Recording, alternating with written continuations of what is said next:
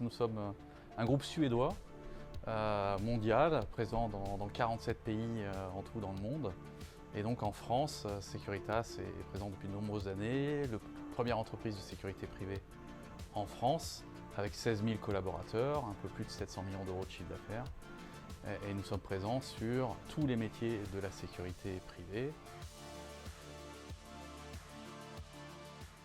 La croissance de plus en plus et la demande de plus en plus importante de sécurité électronique nous a fait réfléchir et nous dit qu'on doit investir sur ces technologies de plus en plus et surtout ne pas juste installer un système de sécurité électronique, mais s'assurer de la bonne combinaison entre le système électronique et la façon dont il est utilisé par nos agents de sécurité. Les entreprises qui nous suivent parce qu'elles trouvent que cette stratégie répond parfaitement à leurs besoins d'aujourd'hui. Pour d'autres, c'est plus compliqué parce que dans beaucoup d'entreprises aujourd'hui, notamment des grandes, les décideurs en matière de sécurité et d'investissement de sécurité électronique ne sont pas les mêmes décideurs qu'en matière de marché de surveillance humaine. Et donc, on a aussi tout un travail de conviction à faire auprès de nos clients et d'essayer de faire en sorte qu'ils aient une vue d'ensemble et qu'ils combinent, entre guillemets, leurs appels d'offres pour dire, ben voilà, on va réfléchir à notre sécurité de façon globale. Il y a beaucoup de choses qui sont disponibles aujourd'hui sur le marché, des technologies qui sont très abouties, matures.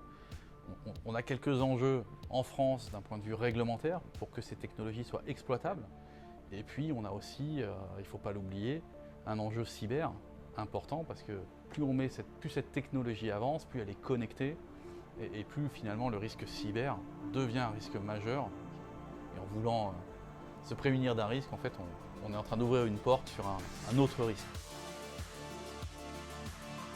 Je vais peut-être prendre plus ma casquette de président du groupement des entreprises de sécurité, qui est le principal syndicat professionnel de la sécurité privée en France et qui représente tout type d'entreprises de sécurité privée, les très grandes, les moyennes, les petites, où on est évidemment, on essaye de développer ce partenariat, ce continuum de sécurité entre les forces de l'ordre public et le privé.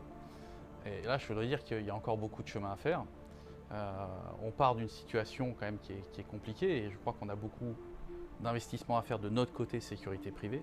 D'abord pour devenir crédible aux yeux des forces de l'ordre public et du ministère de l'Intérieur. C'est une étape primordiale et préliminaire, je dirais, au véritable développement d'un continuum de sécurité fort.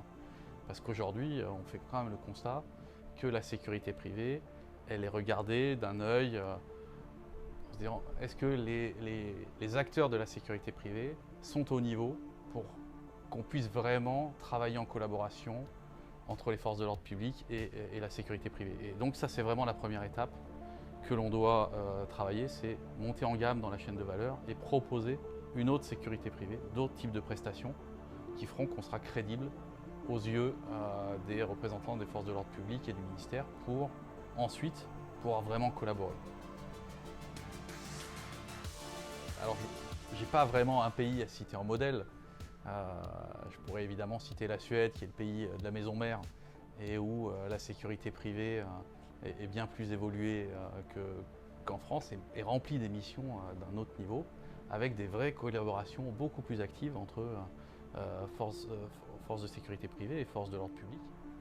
Une des raisons majeures de cet écart avec la France, c'est qu'en France, vous avez un secteur de la sécurité privée qui est extrêmement atomisé avec beaucoup d'acteurs, puisqu'en France, on compte 3500 entreprises de sécurité privée et 8000 auto-entrepreneurs, donc ça fait en tout 11 500, 12 000 sociétés de sécurité privée, là où sur des marchés de pays équivalents en taille, on trouve 5 à 600 entreprises. Et donc là, on a un véritable effort de concentration de notre marché à faire, si on veut, et je pense que c'est une des conditions de réussite, d'avoir des entreprises plus structurées, qui ont une capacité à investir de façon plus forte en formation. Et c'est comme ça qu'on fera monter aussi dans la chaîne de valeur les prestations que l'on rend à nos clients.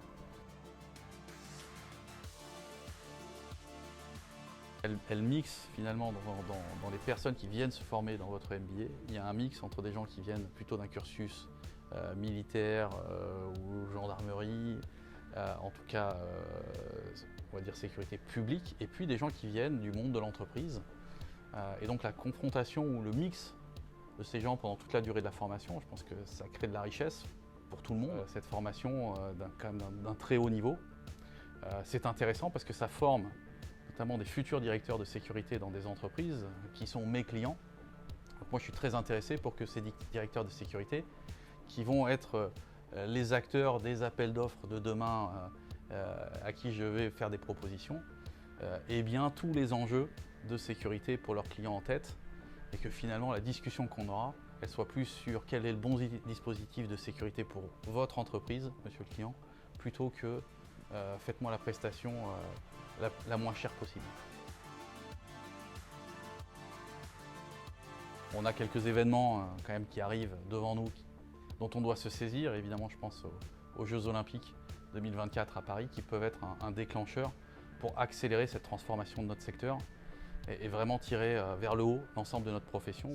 Si on se saisit bien de cet événement et si globalement, et je pense que le MBA est un des dispositifs qui concourt à cette rehausse de la valeur du secteur de la sécurité privée, si on peut saisir cet événement évidemment majeur des Jeux Olympiques pour faire grandir tout notre secteur, eh bien, ce sera fort utile et très intéressant pour la suite et le futur de notre profession.